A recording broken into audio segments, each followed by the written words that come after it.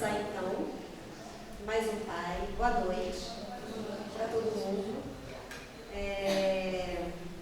Hoje nós temos a presença da professora Ana Carolina, que dispensa apresentações. Ana, na sessão passada, sexta-feira passada, houve uma reclamação, não é? Porque a sua oficina, que você dá depois desse encontro, para esse grupo, tinha um limite máximo de participantes, não é? Limite de cadeiras, né? Você vai explicar isso tudo, mas assim, estou brincando, não foi uma reclamação, né? É uma brincadeira, mas assim, mostra o interesse, né? Então, a Ana Carolina hoje vai falar sobre a pesquisa que ela realiza, uma pesquisa que ela realiza que está relacionada ao programa de pós-graduação em educação, não é? Do PPGE, que recebeu o apoio da FAPERJ, que é uma instituição de fomento à pesquisa no Rio de Janeiro. É bom que vocês comecem a pesquisar sobre isso, quem tem a intenção de seguir a carreira acadêmica, não é? De fazer uma pós-graduação, depois um mestrado, estrito sensu, um doutorado, quem sabe. Bom, então a Ana vai conversar, né, a respeito da pesquisa dela, e ela mesma vai se apresentar, tá bom? Então, que bom ter vocês aqui. Passo para a Ana. Obrigada, professora Débora. Boa noite. Eu não preparei nenhum slide para vocês. Não que eu acho que seja necessário ter um slide ali. É conversa mesmo. Então, eu ia pedir o máximo que vocês conseguissem chegar para frente. O salão nobre é enorme, né, gente? Eu me formei no SEAC. Posso começar com essa história? Posso colocar cadeiras, então? Pode. Deixa eu ajudar a professora Débora aqui rapidinho. Aqui, uma para você. Eu acho que todo mundo chegando para frente, a gente faz uma espécie, né, de ambiente mais aconchegante. Por enquanto, não sei se eu vou sentar, mas venham. Quero que vocês venham mais para perto. Tenho medo da gente, não. Acho que não sei se eu consigo. Seria conveniente, mas eu acho que A gente não pode, talvez, mexer nas cadeiras, porque é o salão nobre. Mas quanto mais próximo vocês conseguirem chegar, melhor para nós, tá? não sei de quem é essa bolsa, mas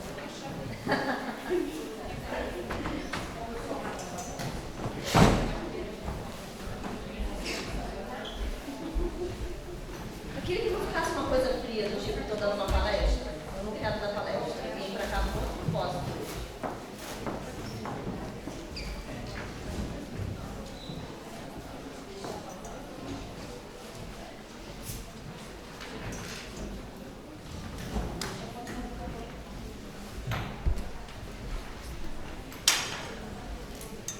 Então, enquanto elas estão terminando de se organizar ali, eu vou contar para vocês que eu entrei a primeira vez nesse salão em 1987, com 6 anos de idade, para me formar na classe de alfabetização do Colégio de Administração. Era uma grande conquista para nós, isso, na minha família, porque a minha mãe é filha de lavadeira e mãe quase solteira, digamos assim, porque meu avô, ele tinha o vício do alcoolismo, então ele não contribuía nas contas da casa, nunca contribuiu. A minha avó tocou a vida sozinha com a minha mãe. E uma coisa que a minha avó fez questão de fazer foi que a minha mãe estudasse na época das melhores escolas públicas disponíveis, porque a escola particular não tinha condição mesmo, né? Então a minha mãe foi aluna do CENIP, vocês devem lembrar, CENIP, olha assim, deixa eu vir para cá. Né? Secretariado. Por que secretariado? Porque era o curso da noite. Minha mãe queria fazer normal, dar aula com vocês. Mas ela não pôde, porque o normal era no turno da manhã. E ela tinha que trabalhar para ajudar a minha avó. Então ela fez o secretariado, conseguiu trabalhar no secretariado um tempo. Depois teve a felicidade de casar com meu pai, que não tinha o vício do alcoolismo. Meu pai comerciante. E quando eu terminei o maternal perto de casa, na escola pública, chama-se Escola Municipal Santa Maria Goretti, alguns de vocês devem conhecer lá no Capela, eu fiz o jardim lá, no fundo da escola era chão de barro. E aí a minha mãe virou para o meu pai e falou assim, ela tem que ir para uma escola no centro. Meu pai, muito mão de vaca, no tempo certo. Não vai. Minha mãe, às 5 horas da manhã, em 1986, chegou aqui no colégio de aplicação, que era disputadíssimo, era de excelência já naquela época, e o preço era adequado, o pai podia pagar. Então ela chegou aqui, 5 horas da manhã para pegar a fila da classe de alfabetização, conseguiu a última vaga para mim. E aí começou a minha história, vamos ser... Bom, vou chegar lá na Dona Maria Pedro, que que ainda está viva, minha avó, de 88 anos, mora sozinha, acreditem se quiser, tá? Tem a 3ª série primária e eu acho que ela é a grande responsável pelo que eu sou e pela história que a gente carrega de vida. Nós somos mulheres, né? A minha avó, a minha mãe e eu, nós somos mulheres de luta. Mas de luta, não no sentido assim, digamos, grosseiro da palavra, né? Mas daquelas que são resilientes, seria o termo certo. E aí eu quero começar com vocês contando um pouco de mim, né? Muitas de vocês já sabem mais ou menos, porque estão lá na minha oficina, mas não tiveram talvez a oportunidade de entender quem é essa pessoa que gosta de tecnologia, que entende um pouco de tecnologia, está falando um pouco aqui para nós da pedagogia, ela é da UCP também, mas eu não vejo ela aqui no corredor, quem é essa pessoa? Então, eu fiz o curso normal, como eu falei para vocês lá no outro encontro, né, no Colégio de Santa Isabel, segui os passos aí que minha mãe gostaria para si mesma, mas não porque ela me pressionou a fazer, mas porque eu achava realmente que eu tinha o dom de ensinar, e continuo achando até hoje. Aos 41 anos de idade e 98, não sei, contei, 25. 25 de magistério, eu me sinto ainda essa pessoa que sabe ensinar, né? Bom, o que aconteceu quando eu estava no curso normal? A gente teve a LDB 93/94/96, que ainda é a nossa lei de diretrizes e bases. Eu entrei no curso normal em 96. Lá dentro, descobri que, graças a Deus, as normalistas não precisavam, aliás, não podiam mais dar aula só no curso normal. Era necessário ser pedagogo. Isso é uma grande conquista, por vários motivos. Primeiro, porque, vocês sabem melhor do que eu, que as professoras do 1º ao 5º, da educação infantil, elas são menos valorizadas pela sociedade do que os professores especialistas, tá? E depois professores universitários. Isso foi uma grande conquista, porque a partir daquele momento não tinha mais a diferenciação, você estudou mais do que eu ou menos do que eu. Todo mundo vai fazer graduação. Em termos salariais também isso é bom, porque você não pode pagar menos para uma pessoa que tem curso de pedagogia em relação a uma pessoa que tem curso de matemática, igual a mim. Então foi uma grande conquista, mas também, para mim, naquela época, me fez pensar se eu deveria fazer pedagogia ou não, já que o curso normal já não ia mais me habilitar para dar aula daí a um tempo. Não era imediato, mas ia mudar. Eu era muito boa em matemática, sempre fui boa aluna aqui, fui aluna do professor Humberto, aqui na aplicação. O professor Humberto era militar, ele botava a gente assim, se as cadeiras estavam assim, botava ao contrário, a prova era corrigida de preto e vermelho, preto para os acertos, vermelho para os erros, era uma coisa, você recebia uma pochilinha de prova. Eu era ótima com o professor Humberto, isso na 8ª série, antes de ir para o Colégio de Santa Isabel. E aí, eu cheguei lá naquela coisa, vou fazer pedagogia, vou fazer uma carreira para dar aula como especialista. Dar aula eu tinha certeza, tá? Não pensei, por exemplo, em fazer direito. Meu pai queria que eu fizesse direito, essa é uma boa coisa, né? Eu fiz matemática, na época, Petrópolis não tinha curso de matemática, nem na UCP. E aí, o meu pai chegou para mim e falou assim, você é muito inteligente, eu quero que você faça direito na UCP, para você fazer um concurso público. Aí eu virei para ele e falei, poxa, mas eu não gosto de direito. Aí minha mãe olhou para ele, daquele jeito, né, lutadora, falou assim, ela vai para o Rio fazer matemática. Ela só disse isso. Ela não falou, olha, vamos conversar, não. Ela vai para o Rio fazer matemática porque ela quer. Como? A gente não sabe, mas a gente vai ver. E aí começou o como também, vai fazer matemática. Por que matemática? Eu gostava de história também, adorava. Minha maior nota no vestibular foi história. Mas por que eu não fiz história? Porque a inteligente aqui queria dar aula. Quantas aulas de história tem na grade? 3, né? Quantas de matemática? 5. Pensei, se eu fizer matemática, vou ter que trabalhar em menos escolas. Uma decisão tão besta. Vou fazer matemática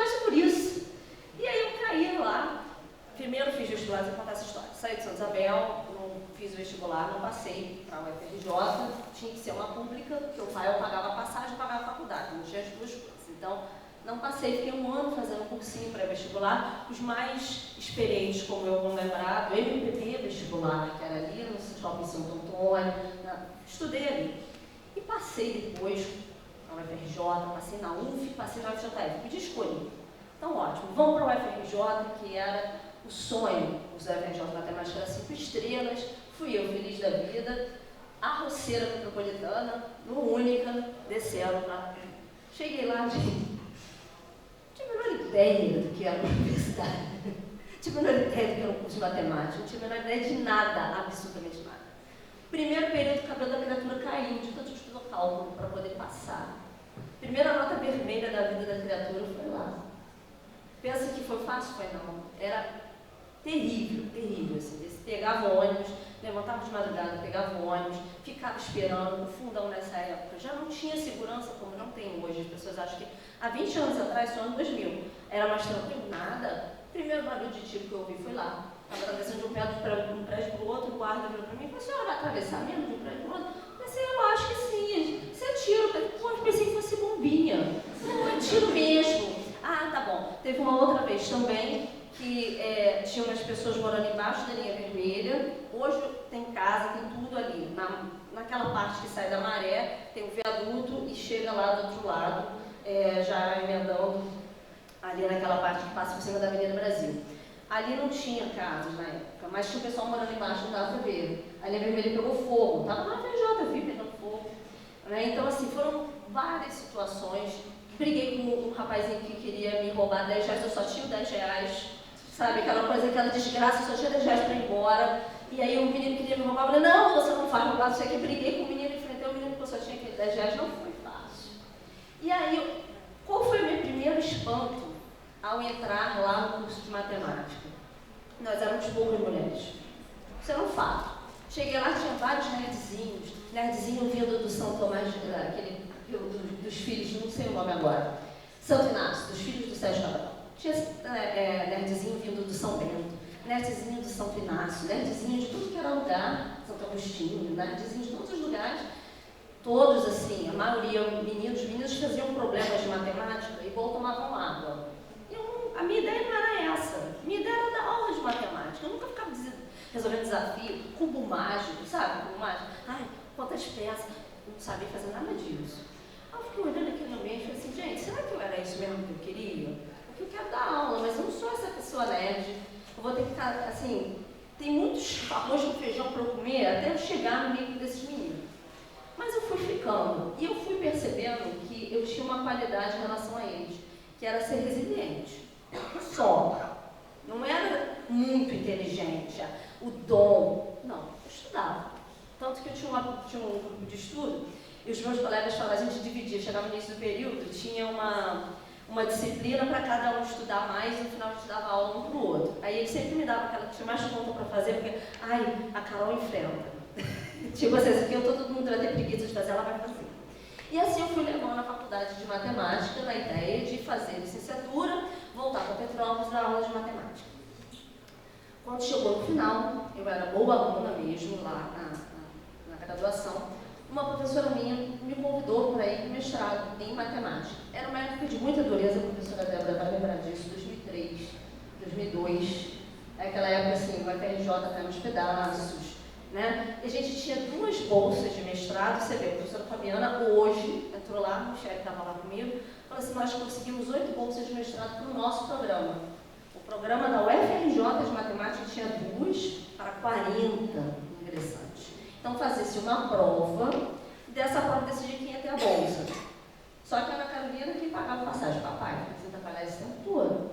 E eu tenho um irmão que queria fazer fundão e fez. E estava na hora dele descer. A Ana Carolina não podia fazer mestrado, papai pagando passagem, ela tinha que se virar.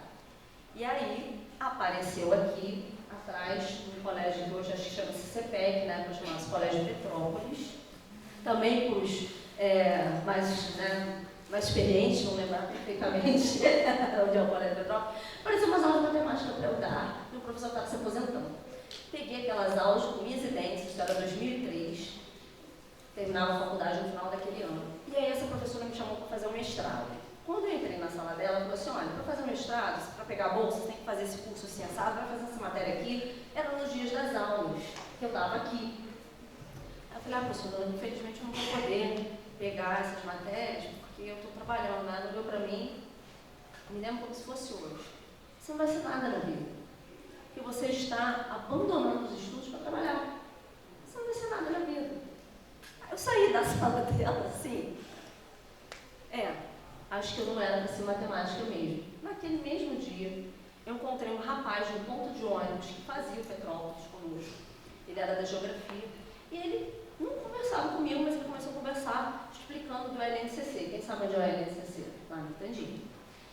E o LNCC estava acabando de abrir uma pós-graduação e o mestrado vai começar naquele ano, em 2003. E aí esse menino conversou comigo, eu conheço uma moça chamada Érica, vai lá, conversa com ela, que ela vai te mostrar o LNCC. Não acreditei muito, mas ele me deu o e-mail, que naquela época não tinha WhatsApp, não tinha Facebook, chamadinho, deu o e-mail da Érica, mandei um e-mail para a Érica. A Érica me recebeu no LNCC, mas a Érica me levou no diretor do LNCC, me apresentou, essa aqui é a Ana Carolina. Aí ele virou para mim assim, o que mais faz a senhora pensar em fazer um mestrado aqui, além de morar em Petrópolis? Na verdade, só tinha um motivo de morar em Petrópolis mesmo, vou ser bem sincera para vocês. Entender matemática eu entendi, mas eu entendi muito bem o que eles faziam, não. Eu falei assim, não, mas eu me interesso por modelagem. Gente, lorota, total, assim, eu precisava ganhar dinheiro para comer, sobreviver, e precisava estudar. Petrópolis tinha aquela oportunidade única, era aquela. Vamos nós fazer o mestrado na LNCC. Trabalhava, dava aula no estado, na prefeitura, tinha bolsa, casei, e mesmo assim fiz o mestrado. Terminei o mestrado em 2006. Para quê? Para quê? As escolas de Petrópolis vão contratar uma professora de matemática com mestrado, mais do que quem tem só a graduação. Vou poder escolher a escola que eu vou trabalhar. Essa era a cabeça da criatura. Nesse meio tempo, fiz um concurso para o Estado. Em 2005, eu comecei a dar aula no Estado. Gostei muito de trabalhar no Estado. Tenho muitas boas recordações, dando aula e estudando. Em 2007, faço um concurso para a Prefeitura. Em 2006, terminei o mestrado. Já vou voltar ali em 2007. Aí terminei o mestrado e tal. O meu orientador chega para mim e falou assim, olha, não gosto de ficar com qualquer aluno, não, nesses termos. Mas você é uma aluna que atende. Você quer fazer o doutorado aqui? Eu quero. Mas eu vou poder fazer do meu jeito, sabe que eu trabalho? Não, vai poder sim. Então vamos fazer aqui, esse aqui é o projeto. O projeto era difícil. A pessoa tinha consciência das dificuldades? Claro que não. Mas era o quê? Não sei, filho. Eu me lembro que eu pensei um pouco, aí tinha uma colega de sala nessa época. Ela falou assim, Carol, pensa muito não, a gente está tendo uma oportunidade. Pensa na oportunidade, agarra, depois vê se vai dar certo. E aí eu fui fazer o doutorado, trabalhando, não sei o que, 2006. Em março de 2007, eu engravido do Miguel. Tá? E o Miguel é a razão de eu estar aqui. Por que eu estou falando sobre isso? Porque a gente tem a péssima mania de achar que por ser mulher não pode ser mãe. Por ser mulher e dedicar ao trabalho não pode ter filho. São coisas completamente diferentes. Que você vai ter que abdicar de estudar para criar seus filhos. Ou abdicar de ter filho para estudar. Eu fiz a interseção. Foi fácil, gente? Claro que não. Aí engravidei do Miguel, faltavam as matérias de doutorado, mandei as matérias todas, faltavam com 6 meses de gravidez, terminei as disciplinas. Agora eu vou ficar só com a tese. Que bom, né? Muito bom, tinha que qualificar. O Michel estava falando sobre qualificação, tinha que qualificar. Miguel nasceu em novembro de 2007, Miguel berrou até julho de 2008. Berrou incessantemente. Eu dava peito para ele, eu lia o livro da qualificação, eu lia, montava o exame. E aí fiz a tal da prova no tempo certo, sabe por quê, Ana Carolina, da época que pós-graduanda, não tinha licença. Ficou grávida? Mas ao 5, tá? Se vira aí, tá tudo certo. Não tinha licença, não. Aí, em março de 2008, a qualificação. Miguel nasceu em novembro de 7. Vou eu para o exame do jeito que eu sabia, porque eu tinha um artigo em francês. Aí você fala, como, cara? Não tinha um outro tradutor, não, cara. tinha. Tá? Um artigo em francês, quem pegou o francês, alguma coisa assim, era uma colega de sala minha que me explicou algumas palavras em francês para poder entender o que estava ali. Apresentei brilhantemente o artigo em francês lá. A parte matemática, eu sabia tudo. Apresentei e tal. Quando terminou, como é que era a minha qualificação? Fazia essa apresentação, a banca fazia perguntas sobre a apresentação e fazia perguntas sobre as disciplinas. Carolina tinha cursado álgebra linear em 2004, 5. Valia para perguntar? Valia. Aí o professor me sai com o método de Cholesky lá, da parte de álgebra linear. Hoje eu sei que o método de Cholesky tranquilo. Eu olho para ele assim, não tem nexo isso. Eu não consegui mais responder. Peito cheio de leite, eu estava aumentando Miguel. Como se não bastasse, tropecei ali e tal. Mas eu fiz uma boa apresentação, digamos, fiz uma qualificação 8. Saí pela porta, na porta do auditório, esse meu orientador pega e fala assim para mim, eu te expliquei isso ontem e você não sabe. Me esculachou assim na porta. Eu peguei o carro, vim embora para casa e eu perguntei se eu ia voltar, para mim mesmo, sabe? Eu perguntei para mim, será que eu tenho que voltar para lá? Será que eu nasci para ser acadêmico ou eu nasci para dar aula?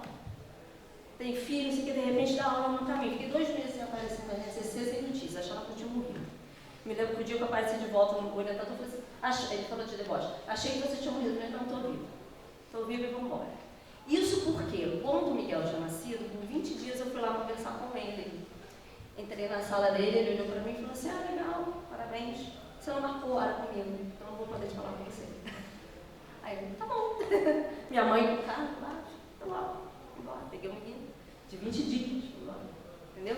Então assim, gente, a resiliência o tempo todo. Por coincidência, o Helene se senta em Quitandinha, e a minha avó, aquela do início, ela mora em Quitandinha, ela é madeira. Sabe o Morro da Batata Frita? Agora a gente nem sabe porque chama mais batata frita, porque o James faliu, mas naquela época o James existia. A minha avó carregava as trouxas de roupa na cabeça, para chegar na casa dela e descer por ali. E por coincidência, eu também estava pagando todos os meus pecados ali naquele bairro, de outra maneira. A minha avó só tinha o saber de lavar roupa para oferecer. Eu estava estudando, mas não estava sendo fácil. Estava o tempo todo assim, a vida me empurrando, mas vamos nós. Com muito custo, em 2012, defendi o meu doutorado. Antes disso, vamos contar, que a vida não é fácil, tem que contar todos os detalhes para vocês entenderem. Em 2009, houve um evento, apresentar um trabalho de doutorado, um amigo meu, falando que já tinha terminado, já tinha feito um concurso público. A Débora vai lembrar disso também, né? A gente viveu uma carreira, um tempo muito grande sem concurso público, na década dos anos 2000. E aí começou a ter concurso público para as universidades, no final dos anos 2000. E aí esse meu colega tinha pegado essa leva. Ele me encontra lá no evento, fala assim, me chama, me lembra como se fosse um lugar assim, com os azulejos na parede, um negócio assim. Fala assim, Ana, está na hora de você fazer o seu concurso. Para de estudar a tese e faz o concurso, porque o Lula vai sair, Lula 2, tá? De um ano a gente não sabe se vai entrar. Se entrar uma outra pessoa, pode ser que acabe os concursos, estude logo. Aquilo foi decisivo de fato, porque eu parei e fui estudar. Aí fiz o primeiro concurso para o CEPELT aqui, não passei. Miguel, um aninho outro, eu estudei direito, não passei. Fiz o segundo para Juiz de Fora, fiquei em terceiro lugar, no IFE. Aí veio o terceiro, que é onde eu trabalho até hoje, para o IFE de Caxias. Fui lá, estudei, sabe como? Estava na prefeitura, criança fazendo dever, chegava em casa, Miguel, brinquedinho, não tive tempo. Não tem, mãe de criança pequena que trabalha, tinha 60 tempos de aula e doutorado, não tem tempo. Não tem tempo. Fui lá, fiz o que deu. Conclusão dessa história aí do concurso. Fui lá, fiz a prova discursiva, era toda discursiva. Não tinha uma questão de marcar. E fiz o primeiro lugar na prova discursiva. Vaga é minha. Vou olhar, bonita, o currículo Lattes dos meus colegas lá da lista, para saber se eu tenho chance na prova de título. Vocês sabem o que é uma prova de título? Tá. Tem mestrado, doutorado. Aí o rapaz estava em segundo lugar. Eu tinha currículo Lattes. O que eu pensei? Nem mestrado está fazendo. A professora Débora está aqui, não vai me fazer mentir. Se está no mestrado, não tem que estar na CAPES? Tem que estar na CAPES. Tem que ter Lattes. Estou bem. já tenho mestrado, estou fazendo doutorado, está resolvido. O barema era fácil. Assim, está resolvido. Ganhei o resultado da prova de título. Ele me passou a frente. Como? Se ele não tem mestrado? Ué, mas ele deve ter e não tem mais. Como isso? A pessoa, simplesmente, ele não tinha mesmo mestrado, esse rapaz. Ele estava estudando na UFRJ também, na matemática e tudo, e eu nessa época já trabalhava numa universidade aqui na Teresópolis. Todo matemático conhece outro matemático, pelo menos em algum momento de nome você sabe quem é aquela pessoa. E vai daqui, vai dali. Não, no caminho descobri que ele era colega de turma de uma pessoa que trabalhava na UFRJ comigo. Não, ele não definiu nada, nem qualificou. Eu falei, mas como é que o barema dele lá não faz o ponto todo? O matemático tem esse problema, porque ele faz todas as possibilidades, só tem essa possibilidade aqui, eu não tenho. Aí eu olhei e falei assim, bom, liguei para o UFRJ. Olha o que faz a pessoa estar desesperada por uma coisa que ela estudou e fez. Liguei para a UFRJ e falei assim, olha, fulano estuda nesse programa? Estuda. Então, ele terminou? Não terminou. Você me dá uma declaração de que ele não terminou? A UFRJ nunca fez isso para mim. Vocês acreditam nisso? Eu tenho essa declaração no e-mail até hoje eu tenho isso. Gente, divino, é inacreditável. O rapaz fala só assim, papel timbrado, a declaração que ele não tinha terminado. Aí eu olho lá na prova de título, como é que pode reclamar da nota? Não podia reclamar da nota do coleguinha, só podia reclamar da sua própria nota. Como é que reclamar da nota do coleguinha? Ah, não tinha terminado o doutorado. Aí fui lá, fiz isso, olha, fulaninho, não terminou o mestrado, mas tinha título. Eu não terminei o doutorado, queria título também. E aí, deu uma confusão interna. Zeraram a prova de título desse rapaz. Eu entrei em Caxias. Minha mãe rezava, minha mãe desceu o disco de CPS. Minha mãe rezou e falou assim, você está fazendo tudo errado, porque se essa vaga for de alguém, vão te matar quando você for trabalhar lá. Eu sei quem tal, ele falou. Matou, não foi. Mas depois eu descobri que eu estava certa. Passaram-se os anos, isso aí foi em 2010. Entrei lá, estou trabalhando no UFRJ, que legal, fiz um curso público, 40 horas, que legal, matemática, cheguei no topo da carreira, né, professor federal, muito bem. 2 anos depois, esse cidadão é chamado, porque ele zerou a prova de título, mas ele não foi eliminado da disputa. E abriu uma vaga e ele foi trabalhar comigo. Quando ele chega, me dá sua mão aqui, me beija minha mão. Aí eu, é isso? O que é isso? Aí ele fala que ele realmente tinha um esquema para entrar pela janela. Nossa, cara, esse esquema. E aí, por que eu estou contando isso para vocês num evento desse? Não é para vocês terem, pensarem que tudo é assim, não é? Tá? Eu dei um azar ali numa questão, né, de idoneidade, não é assim. Mas para vocês verem que nunca foi fácil e que se eu tivesse me resignado na primeira, eu não estava aqui hoje. Aí estou lá trabalhando no IF feliz da vida, né? Terminei meu doutorado em 2012. Antes que a história do doutorado ficou perdida aí, não. Terminei em 2012 meu doutorado, com um louvor na época. Acho que foi uma das maiores conquistas assim, pessoais, porque a minha tese era de um nível de dificuldade grande, né? E a partir dali eu passei a entender melhor por que as mulheres não estavam na carreira acadêmica. Tá? Que é o nosso objeto aqui, na verdade. Se eu pedir para falar da pesquisa, vai dar um tempo, eu não falei da pesquisa ainda, mas eu vou chegar lá. Fazer doutorado em área dura é dificílimo, e as mulheres não estão lá. Mas por que elas não estão lá? Por 535 mil motivos. E eu comecei apenas a perceber que a gente não estava lá. Pergunta quando eu entrei de professor de matemática no UFRJ, minha equipe tinha 6. Quem era a mulher? Eu. Quem é a mulher até hoje? Eu. Quem foi a primeira doutora? Eu. Entende? Então, as coisas para as mulheres na área de exatas, elas são diferentes. Tem uma diferença. Vamos entender o porquê dessa diferença. Né? E há muito tempo que a gente tenta, olha e não consegue. Semana passada até dei esse exemplo lá no dia, foi o Dia Internacional da Mulher, né? No dia 8. E aí no dia 7, estou dando aula lá no campus, disciplina de segundo período, engenharia. Segundo, ou seja, não está lá na frente, não tem desistência, não tem nada. Tinha 25 rapazes e eu na sala. E aí? Cadê elas? Ah, mas professora, não entendo matemática. E aí a gente começou a entender por que elas não chegavam. Porque o grande gap da pesquisa é esse. Por que elas não vêm?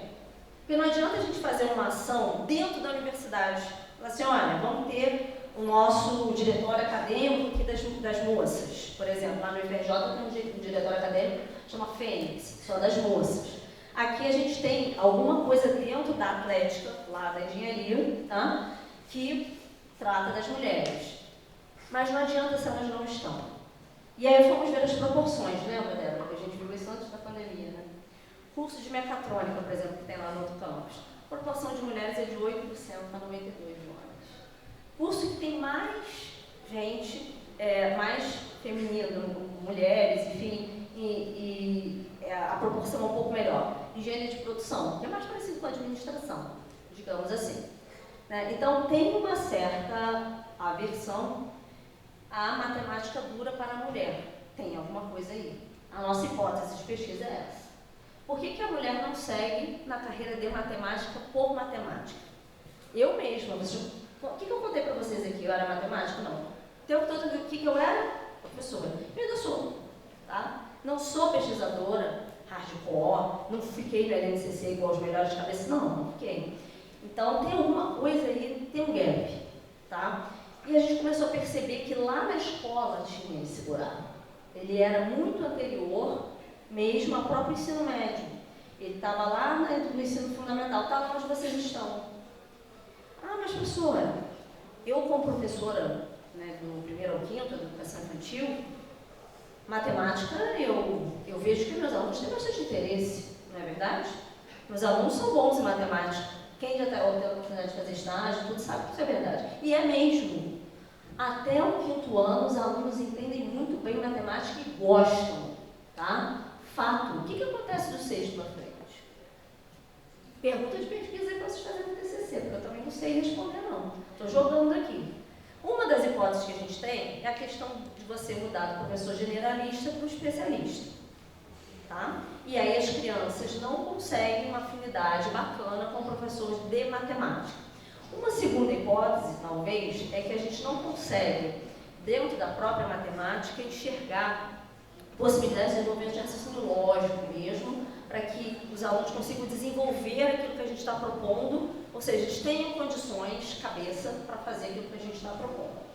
Uma terceira coisa que eu também já falei aqui, é que eu acho que a matemática do jeito que está, ela não tem muito futuro. Senhora, que é isso? Está falando da sua profissão? Sim, estou. Tá? Por quê? Arma, efetua e tira a prova real não tem futuro, gente. Escreva de 1 a 200 não tem futuro. Eu sei porque eu fazia isso quando eu era estagiária no normal, não tem futuro. Sabe por que não tem? Porque o computador faz isso melhor. Porque o menino vem com o celular, todos, não vem com esse papo assim, ah, mas eu trabalho na escola rural. A incidência é menor, mas ele tem um aparelho celular. Em algum momento, a internet em algum momento, mas ele tem contato, ele não é um desconhecido para ele. Ele sabe jogar Fortnite, Free Fire, LOL. Como que ele vai se interessar por arma, efetua e tira a prova real? Não vai mesmo. Tá? E ele precisa saber arma, efetua e tira a prova real? Pergunta para vocês. O que vocês acham? Precisa? Tabuada? Talvez. Decorar alguma coisa, fazer as contas, né, de cabeça. É legal a gente chegar no mercado e a caixa do mercado não saber fazer a conta e a gente saber facilitar o troco. Quer ver? Eu adoro essa pegadinha. Deu 5,50 a coisa. Aí você dá 11,50, né, para a pessoa. Nota de 10 a nota de 1. Ela não te devolve os 5. Né? Ela não te devolve os 5. Ou vice-versa, né? 10,50. Então, estou brincando. Alguma coisa do gênero, assim, você vai facilitar um troco, a pessoa não consegue fazer a conta. Ela olha lá o que deu na tabela, né, do caixa, deu isso. Tá. Ela quer devolver aquele troco que está indicando para ela, ela não consegue fazer a conta. É bom a gente treinar os alunos desse ponto de vista, deles terem esse desenvolvimento. É bom o aluno nosso entrar, agora já não, esse exemplo já é meio velho, mas eu costumava dar esse exemplo. Entrar na Casa de Bahia e não tomar uma volta no financiamento absurdo. Tá? É bom ele saber isso. A gente tem esse papel social de ensinar as pessoas a fazerem conta. A gente tem esse papel social de ensinar a pessoa a ler um contra-cheque. para saber se ela está recebendo corretamente ali tudo. A gente tem um papel social de ensinar essa pessoa sequência numérica para ela entender que uma rua tem uma sequência numérica. Esses dias o meu tio falou isso, que ele estava revoltado que uma pessoa ia trabalhar na casa dele e a pessoa não conseguiu entender que a casa dele, sendo 123, estava entre o 88 e o 133. E eu falei para ele assim, tio, não se assuste, porque se a pessoa não for alfabetizada, ela não sabe. Tá? Então a gente tem esse papel mesmo, né, a gente tem esse papel social. A matemática tem um papel social que vai muito além da gente discutir as coisas que estão meramente no campo da sociologia, da antropologia. A gente tem esse papel. Só que a gente precisa transformar o que está na sala de aula para essa coisa que está aí no mundo. O menino precisa saber, por exemplo, entrar no mercado e autoatendimento. Tá? Ele precisa entender o código de barra. Quantas vezes eu já tive que digitar o código de barra? Se ele não tem ideia do que é aquilo, ele não vai conseguir fazer. Isso você aprende na escola? Você aprende. Então, assim, não fiquem preocupados quando eu falo que a matemática vai acabar. Não é que a gente não vai mais ensinar matemática. A gente vai ensinar uma outra coisa que está em transformação. Mas vai virar o quê, professor? Não tenho a menor ideia. Eu só tenho alguns indícios do que a gente precisa de raciocínio lógico na vida normal e que provavelmente a gente vai ter que transformar isso em currículo. Entendeu? A professora Cíntia, acharam que ela ia fugir, não vai não. A gente vai ter que transformar o que a gente está enxergando lá fora de necessidade em currículo. Mas professora, e aquele menino que vai fazer pesquisa na engenharia? Você já falou sobre isso. Sim, esse menino vai conhecer lá na escola o que tem de possibilidade dentro de uma carreira de um engenheiro. Eu aposto com vocês, se vocês entrarem hoje numa escola, primeiro ou quinto ano, e perguntar o que um engenheiro faz, eles não sabem responder. Eles vão saber o que é um professor, eles vão saber o que é um médico, eles vão saber o que é uma enfermeira, o que é um motorista de ônibus, o que é um cobrador, mas eles não vão saber o que um engenheiro faz. Como é que você quer que essa criança goste de engenharia se ela não sequer sabe o que é? Não tem como? Não tem como. Então, qual é a ideia do nosso projeto? É ir na escola. É lá que está o material humano que está sendo desperdiçado. E não é ir na terceira série do médio e falar assim, bem, agora você tem aqui na cidade, a Universidade Católica de Petrópolis tem 6 cursos de engenharia. Você pode fazer também. Se o menino já a vida toda não estudou matemática, porque ele achava que aquilo não servia para nada. Mas ele não é disciplinado na aula. É verdade, uma das maiores brigas que eu tenho com meus alunos é isso, não faz dever, ele não é disciplinado na aula, isso ele fala. Agora, ele não é disciplinado também porque aquilo não interessa. Tem que contar uma coisa para vocês hoje. Eu dei aula na terceira série do médio hoje, e eu dou aula numa escola privada, que é a terceira série do médio, é isso. Só faz exercício vestibular. Hoje foi pouca gente por causa do feriado de ontem. Aí eu cheguei na sala e falei assim, quantos vocês são hoje? São 35 no total. Nós estamos em 19. Falei assim, então, vamos fazer um Kahoot? Aí eles, vamos. Tirei até foto, estou emocionada que eu fiquei. Porque esses meninos de ensino médio, principalmente de terceira série, eles estão machucados porque eles precisam passar no vestibular com uma concorrência enorme. Pensa você fazer um concurso público. Teve agora para a cidade, não sei se vocês tentaram, não é Pedreira? É a mesma coisa. O cara quer fazer medicina numa federal, por exemplo, é a mesma cobrança, a família cobra, é a mesma coisa. Então ele está ali machucado daquilo tudo. De repente, você chega e fala assim, não, vamos fazer um jogo. E foi engraçado porque eu tenho vários jogos de Kahoot de matemática, que eu dou nas aulas lá para várias séries. Peguei um de novo ano, tá? A terceira série do médio. Eles tinham dificuldade de resolver. Então eu fiquei pensando assim, por que eu estou lá fazendo um exercício dificílimo da FUVEST, se ele não sabe resolver o básico que eu tirei para o menino do 9º ano? Outra coisa, quando ele vê aquele exercício difícil da FUVEST, ele vai querer fazer relações internacionais. Ele não vai querer fazer de engenharia mesmo, ele vai achar o quê? Possível. Tá? Então o buraco está lá atrás. E aí onde que vocês entram nessa história? Vocês são a peça fundamental nesse quebra-cabeça, nessa engrenagem, porque é o professor do 1º ao 5º que faz despertar a paixão pela matemática, a paixão pelas exatas, que o professor do sexto ao nono tem que aprimorar. E a gente não consegue fazer essa ligação, a começar por nós mesmos. Porque, sabe aquela rixa que eu falei há pouco? É aquela. Porque a professora lá do quarto ano, ela não vai saber ensinar isso aqui. Né? Eu sei, porque eu fiz matemática, não sabe. E aí começa a confusão. Gente, isso acontece só no Japão, não acontece aqui no Brasil não, vocês sabem disso, né? Não acontece só no Japão. Mas enfim, é isso. A gente está num beco sem saída, propostas. Eu vejo, assim, digamos como se estivesse no mundo jurídico, tem a lei lá, olha, não pode usar celular na sala de aula, não é isso? Qual o princípio? O princípio, você prestar atenção, blá, blá, blá.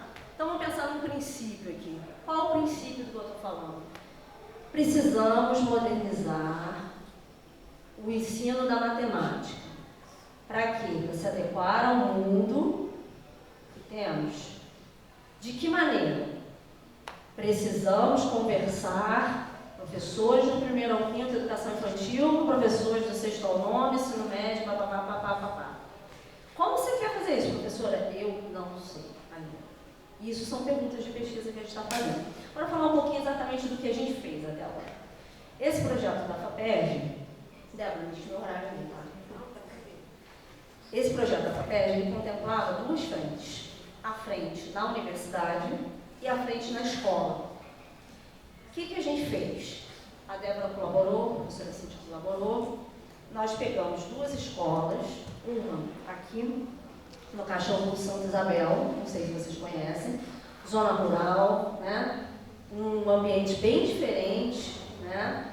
De vários aspectos, inclusive da questão de gênero, que lá de Santa Isabel as meninas são convidadas a não terminar o ensino médio para ficar na roça, ajudando a família. Isso acontece em Petrópolis, aqui a 6 quilômetros da universidade. Tá? E o projeto só podia dar bolsas para as meninas. Entenderam a jogada? E o que a gente fez? A gente foi lá, nós agricultores, conversar com eles. Olha, sua filha vai ganhar uma bolsa. E o que essa bolsa contempla? Contempla mexer com robótica, contempla conhecer tecnologia, contempla entender melhor carreiras onde ela possa estar à disposição.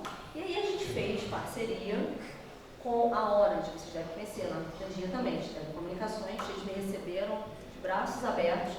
Tem uma equipe feminina da Orange que trabalha com as meninas. Então, uma vez por mês, elas vão lá na Orange para quê? Uma semana foi formação humana, outra semana foi formação para saúde. Teve um dia que a menina da Orange consegue uma médica, sempre mulher, nunca palestrante homem, sempre mulher. Consegue uma médica para falar com as meninas? Consigo. Aí a médica veio aqui. Qual era o objetivo da médica? Ensinar a menina, olha, isso aqui engravida, precisamos ver as perguntas. Isso aqui engravida, isso aqui engravida. Isso aqui é assim, isso aqui é assim. Mas, professora, o projeto de matemática mas se a menina tiver um filho com 15 anos, ela acaba com a vida dela. Tudo que a gente está fazendo vai por água abaixo. Ela precisa entender que ela tem valor para além daquilo que ela vive no ambiente dela, das colegas dela, que às vezes a mãe fez porque não tinha conhecimento, a avó. A gente tem que mostrar uma outra coisa. Então, a gente fez um dia com a médica. E qual é o objetivo maior da hora?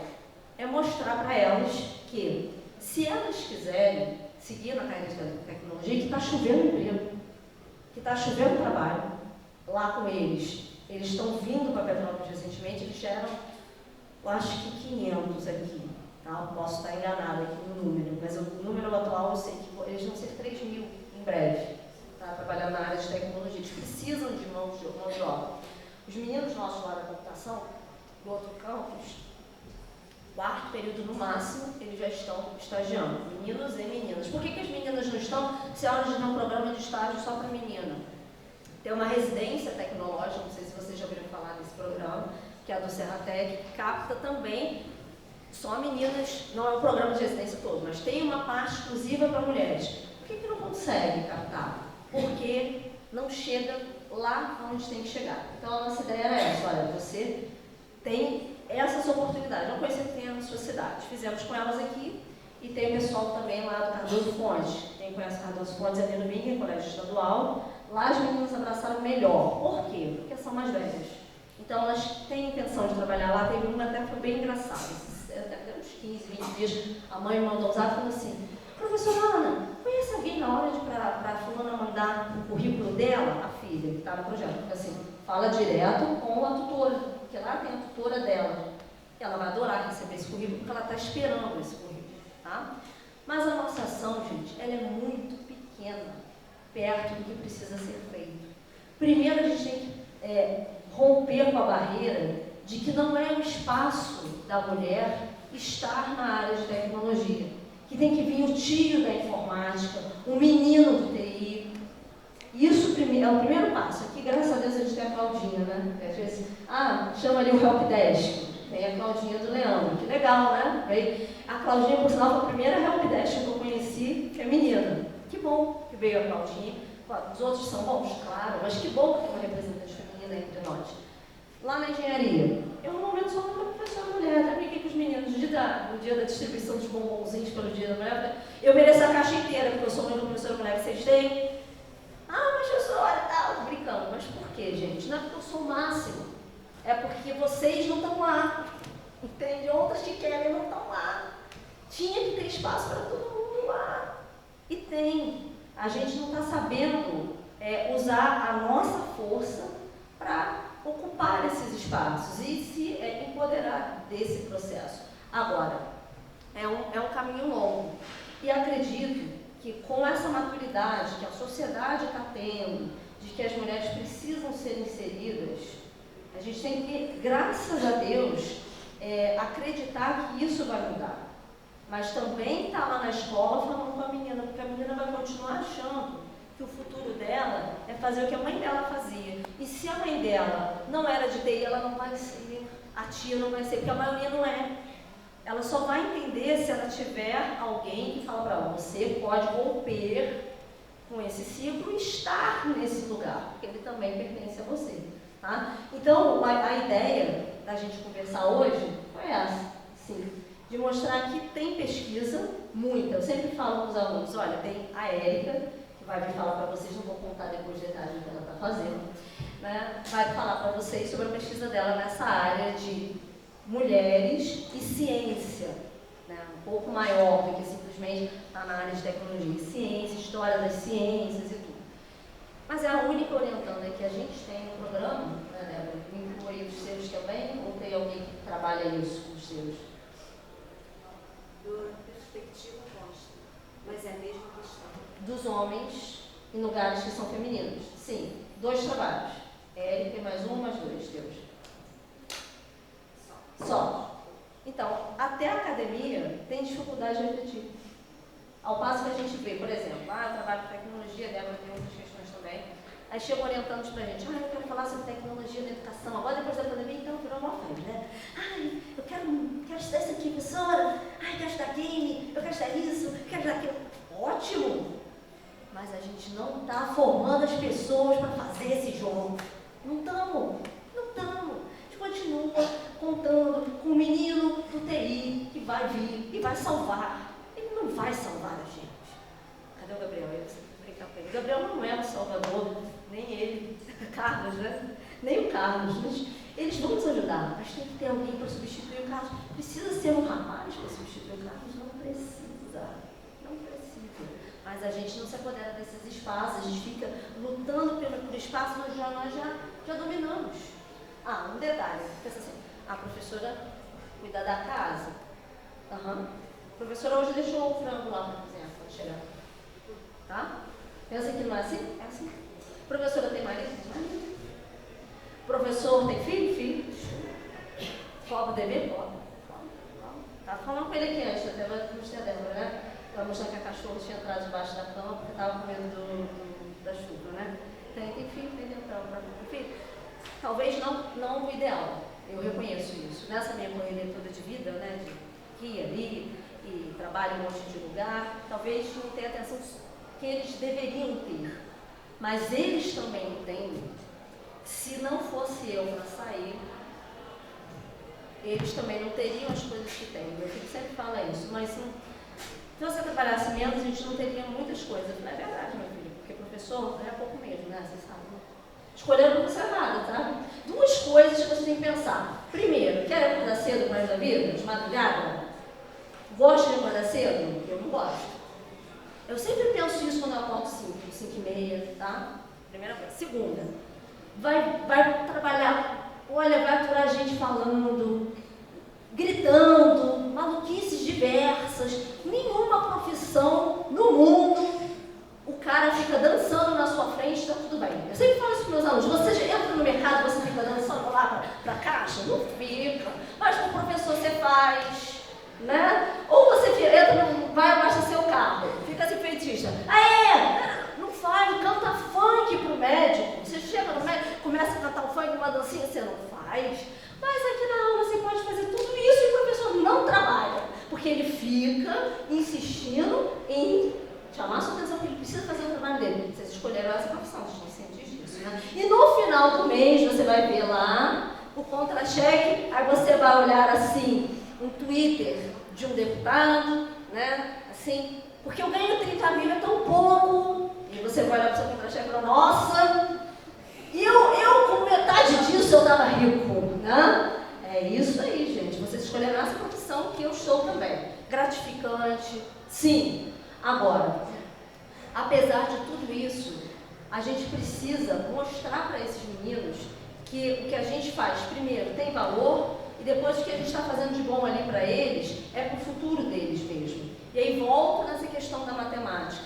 Se não é lá na escola que a gente começa com o trabalho, nunca vão chegar uma turma de mais alunas do que alunos.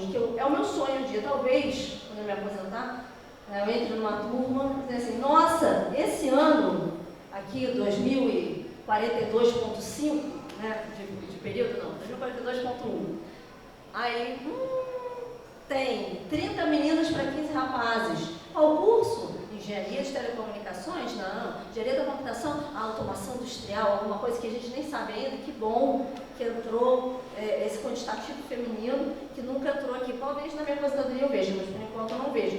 E insisto, recorte na minha turma de terceira série.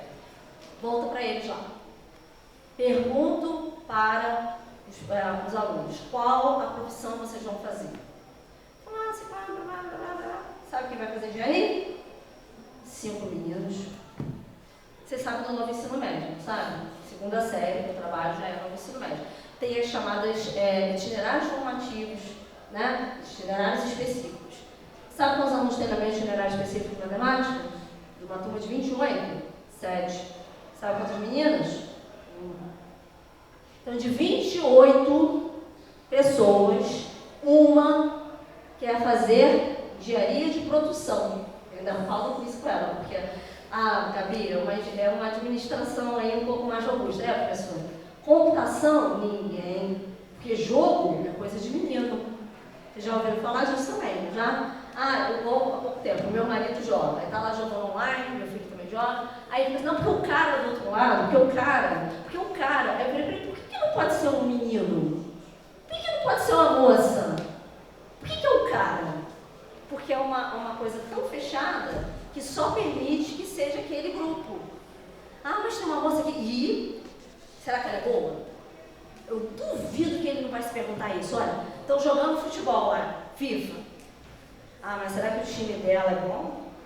Quantos streamers de FIFA vocês encontram no YouTube? Eu não encontro ninguém. Mulher?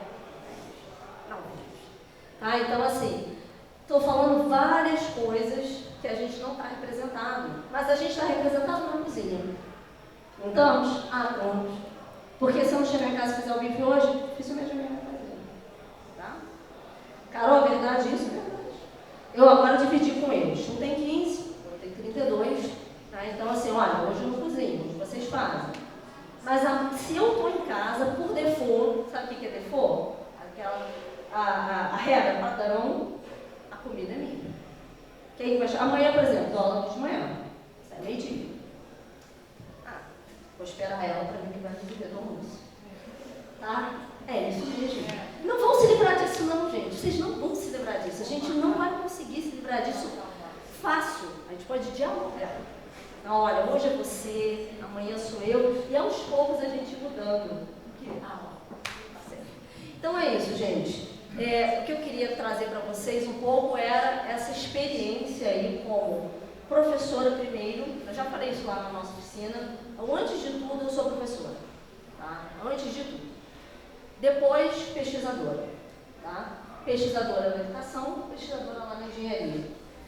Mas eu também sou mãe. Adoro ser mãe. Tá? Miguel, como eu falei para vocês rapidinho, nasceu no meio do doutorado, acompanhou tudo e acompanha tudo. Quando eu estou lá estudando, eu digo, mãe, por que estou estudando tanto? Não sei isso aqui é uma tese, tem que ter uma banca amanhã. Acompanha tudo, venha tudo. Miguel, quando era mais novo, entrava aqui nessa universidade, ficava no laboratório, enquanto ia dar aula, não tinha ninguém para deixar. Comia comida do Cardoso, Fonte, trabalhava com 6 anos. Chegava, jantava, esperava alguém buscar. Quantas vezes? Com a gente é assim. Cadê ela por trás? Foi no banheiro. Então, não é assim? Não é assim que faz? Não tem jeito. Queria que fosse diferente. Eu também. Eu falei esses dias pro meu marido.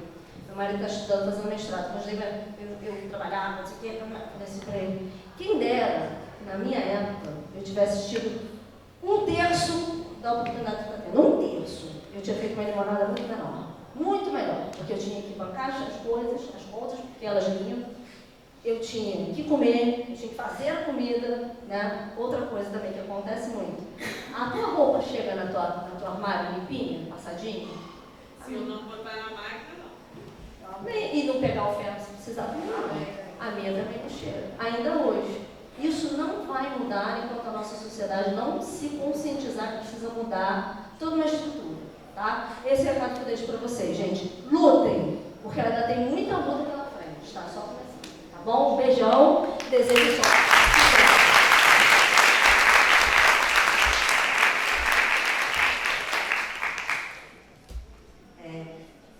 Você me desculpa ter mostrado a hora no celular, porque eu sei que deve ter assim, muita pergunta, muita questão, né? Quando você estava falando da escola da zona rural, eu vi ali gente dizendo a verdade, é assim mesmo que acontece. Eu acho que a Ana trouxe para a gente uma reflexão que ela é imprescindível, fundamental para a gente fazer no curso de pedagogia, não é? Quem está fazendo comigo aprendizagem escolar, a gente está trabalhando com essas questões, sabe, Ana? Faz parte da ementa do curso, pensar de que forma certas diferenças vão fazendo diferença na trajetória escolar de cada criança. E uma dessas questões é justamente o tratamento diferenciado que se dá para meninas e meninos. Por exemplo, exigir letra bonita, muito mais das meninas do que dos meninos. Exigir capricho em relação ao material escolar, muito mais das meninas do que dos meninos. Achar que é normal, por parte dos meninos, um comportamento mais agressivo, mais indisciplinado, e punir mais fortemente quando meninas agem com comportamento mais indisciplinado, tem consequências. Tem consequências a longo prazo. Uma das consequências você trouxe aqui para a gente. Nas áreas das ciências exatas, nas ciências, nas tecnologias, não estamos representadas. E não seria bacana poder brincar, jogar com jogos feitos a partir da perspectiva das mulheres, não é? Mas as consequências não param aí. É só vocês olharem, vocês estão no curso de pedagogia. Quantos homens temos aqui? Poucos.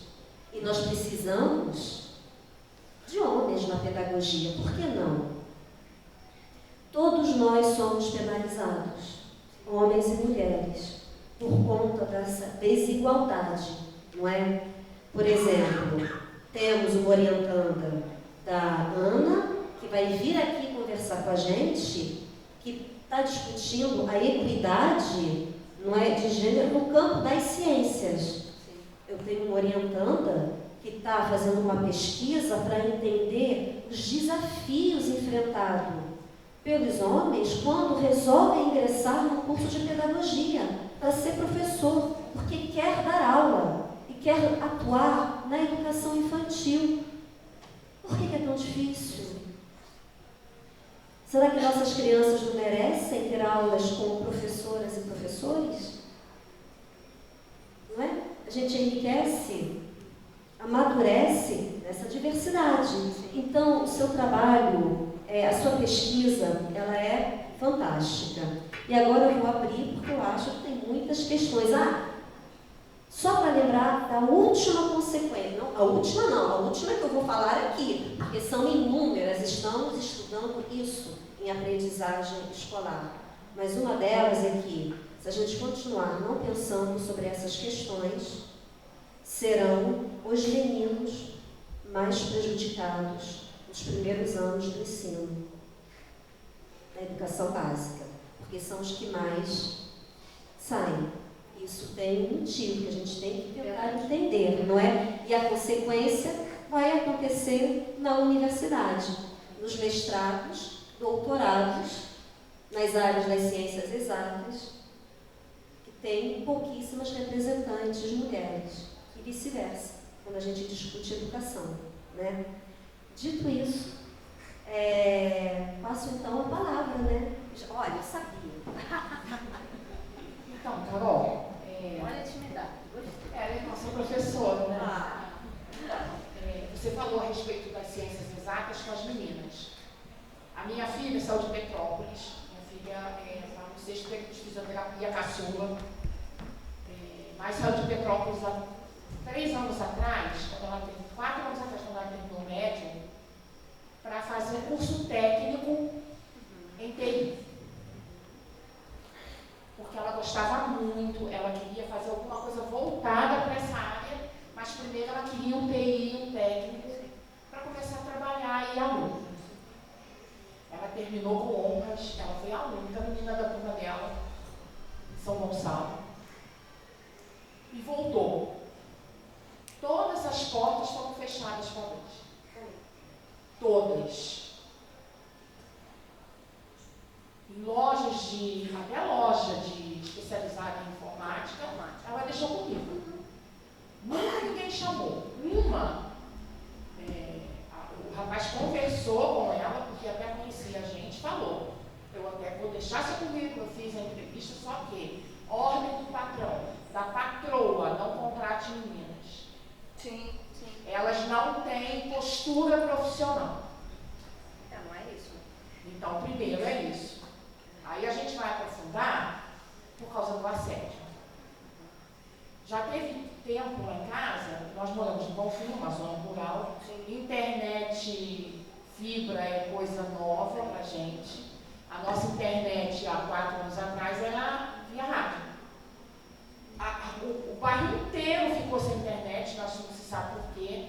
E a Brígida entrou, a mesma Brígida que deixou o currículo na empresa, que não foi chamada, ela pegou o computador dela um dia, ela entrou no sistema da empresa, isso é muito errado, mas, e restaurou o sistema, não sei o que ela arrumou, eu não entendo disso, é outra, tá lá. Aí ela, eu não vou fazer uma faculdade, não vou investir numa faculdade, de que quando eu terminar e depois eu quiser ir adiante, eu não vou conseguir emprego, porque eu sou mulher. Então, às vezes... Tem razão, tem toda razão. Eu vou te Às vezes está nisso. também. Do não que recebe. Do não.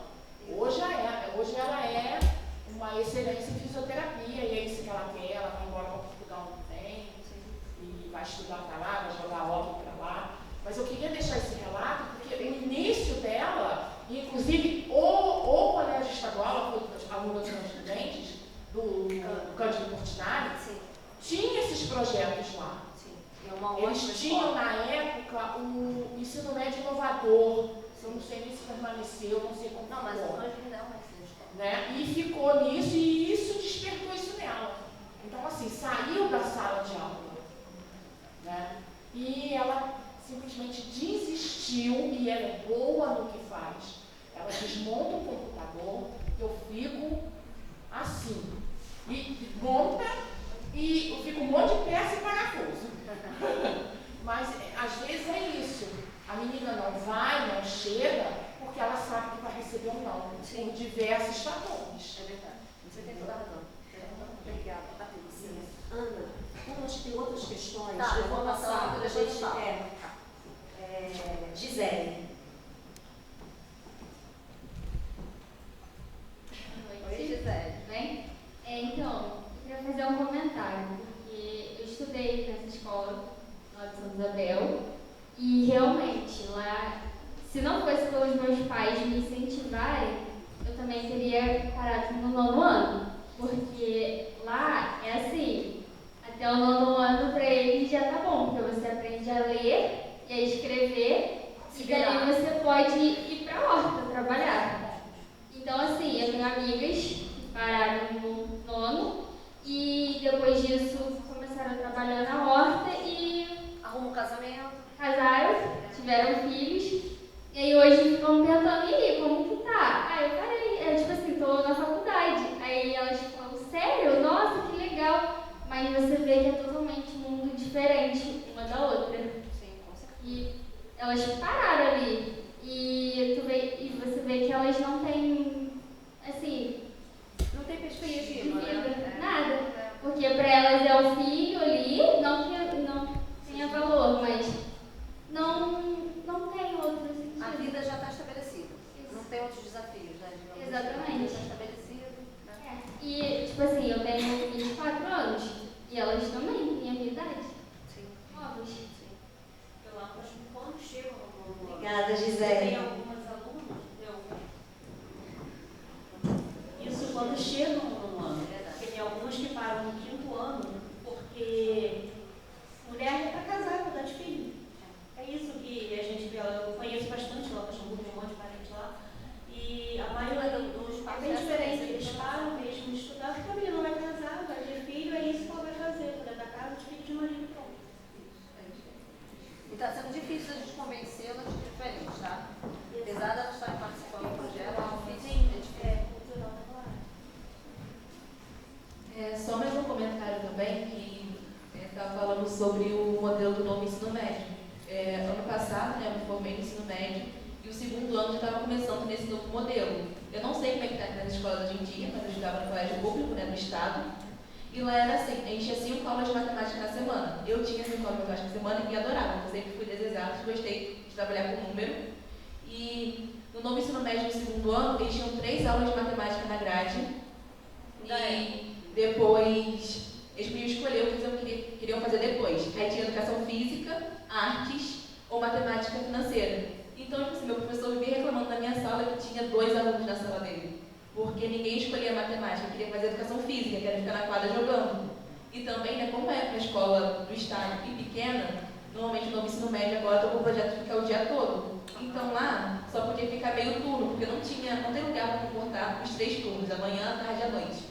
Então a gente tentava agrupar aquilo num pequeno horário e, tipo assim, eles perderam a maior parte das matérias mais importantes. Por exemplo, matemática. É muito importante botar uma matemática financeira na grade do que deixar como uma aula extra para eles. E isso também já vem desde antes, porque perde a vontade pela matemática desde pequeno. No 4º ano, eu lembro de eu ficar ensinando conta de dividir para meus amigos porque não conseguiam fazer. Aí é o problema. Aí eu fui ajudando eles a fazer. E assim, eles aprendiam por causa daquilo. Eles chegavam e me disseram, nossa, Lívia, obrigada por ensinar matemática, porque senão não passaria de ano. E foi assim, eles foram perdendo a vontade pela matéria, porque não aprendiam com o professor. Eles até no ensino médio, meus amigos vinham até mim, e antes da prova eu ficava dando uma aula para eles, explicando coisas simples, tipo soma, porque eles não tinham isso antes. Então eu não optar por ter matemática numa aula extra. Vão ter só aquele obrigatório e estudar para tirar o 5, porque lá a média é 5, é baixa. Então eu vou tirar aquele 5 e ficar muito feliz com 4,5, conseguindo depois somar e pedindo para o professor passar eles de ano no final. Olha só, Ana, quantas questões? Interessante, né?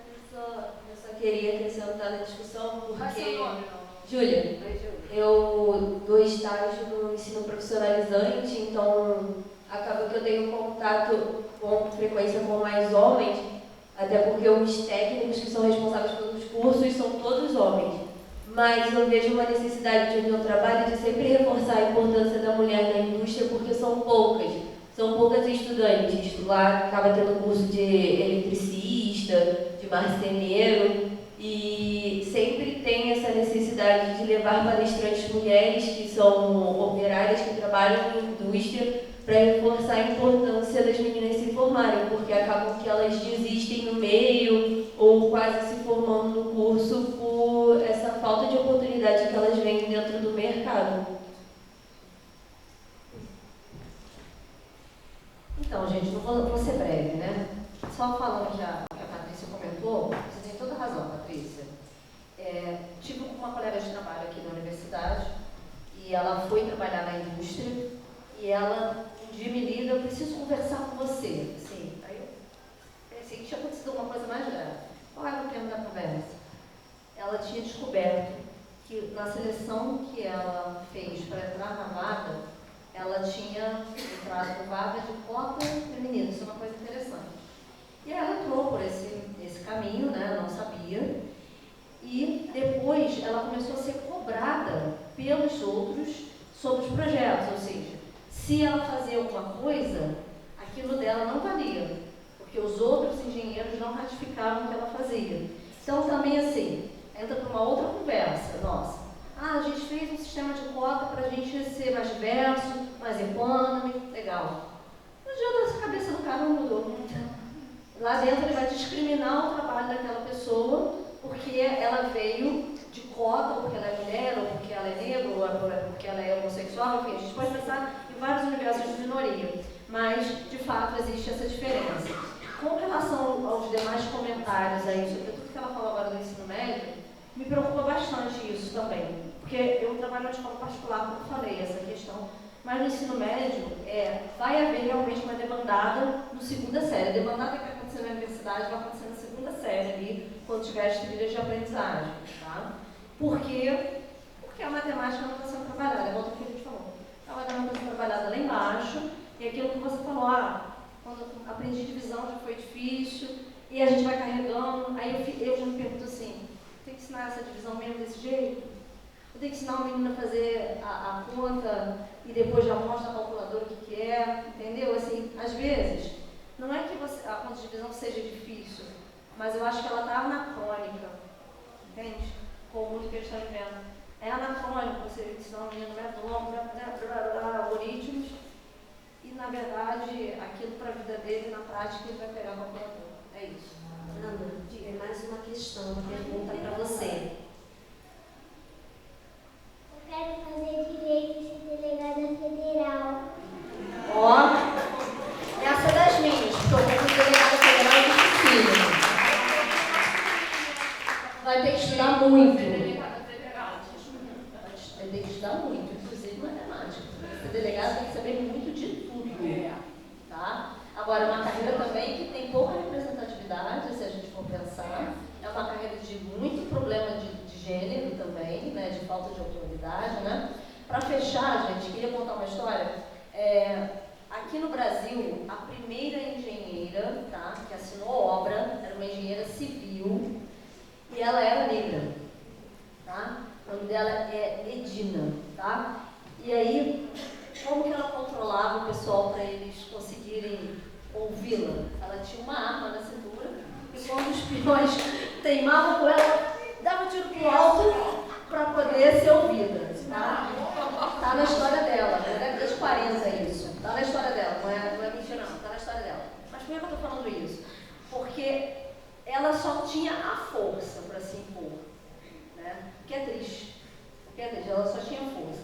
Então que a gente consiga ir por caminhos mais harmoniosos, caminhos mais econômicos, digamos assim, e caminhos onde a gente realmente consiga trilhar um caminho diferente para a matemática no Brasil, para a escola no Brasil.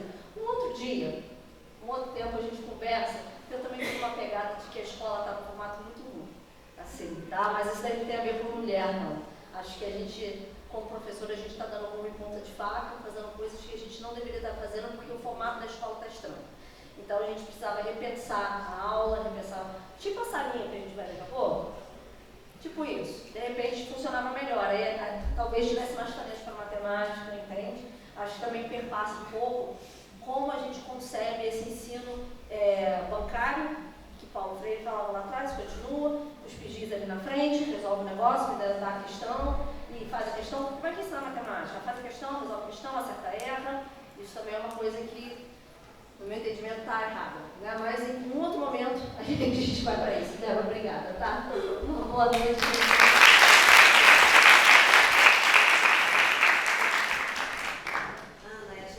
Agradecer por você aceitar, né, agradecer por aceitar vir compartilhar com a gente, não é, essa experiência que você está tendo com essa pesquisa e compartilhar principalmente, não é, a sua trajetória como mulher, neta, filha, mãe, acadêmica, pesquisadora, neta de Dona Maria Pedro Lavadeira, né? Com orgulho, isso é o mais bonito, não é? Ainda tem, acho que, mais uma questão. Mas é sobre o que eu conversei com a Débora semana passada, de uma ideia proposta no pai, que tinha falado sobre questões de saúde, e eu pensei em ter um dia de socorros para a gente poder trabalhar na escola. E ela pediu para apresentar, né, para vocês, para ver se todo mundo ia aceitar para poder programar isso mais para frente com o pai, né? Com demonstrações, né, como se engajar com a criança, com várias coisas que a gente fez na beleza. Eu estou muito contente. Estou muito contente com as propostas que vocês estão dando, com as ideias. Eu acho que aí a gente começa a construir coletivamente, não é? O interesse. No próximo PAI, o que a gente vai fazer? Também já fomos convidando, nós já temos convidados que marcaram. A gente vai trazer uma mestranda, você conhece, do nosso programa, né, o PPGEP da UCP, que fez uma pesquisa sobre arte e educação durante a pandemia. Depois, na outra sexta-feira, virá a Rita Melhora para falar da questão das mídias, não é? A equidade de gênero também nas mídias, né?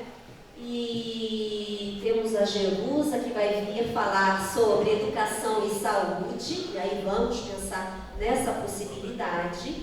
E, como vocês me pediram, a Cristina Rio já confirmou, teremos a segunda oficina, que vai ser sobre coordenação motora, e aí sim é para trazer aquele material que eu pedi, pediu, né? Cola, meu Deus. A garrafa PET, isso. E a terceira oficina, em junho, vai ser sobre letramento. Eu vou aprender também, eu desconheço. E aí a gente vai tentar, então, não é, ver como é possível, se é possível trazer, não é, essa ideia de apresentação de primeiros socorros, que é importante, mas a gente tem que conversar com a nossa coordenadora, que é a professora Cíntia Schultz também. Mas eu agradeço esse compartilhamento de ideias. Eu achei lindo ver Gisele, né, que quase não fala, se colocar, fazer a pergunta com o apoio das amigas do lado, segurando a mão, vencendo, Márcio, a vergonha, a timidez, porque a gente está aqui aprendendo, não é? Quanta bobagem eu já não falei com vocês. Antes não eram registradas, né? Agora está aqui apontada, quando eu lembro disso, né? Mas enfim, faz parte também do show. Gente, boa noite.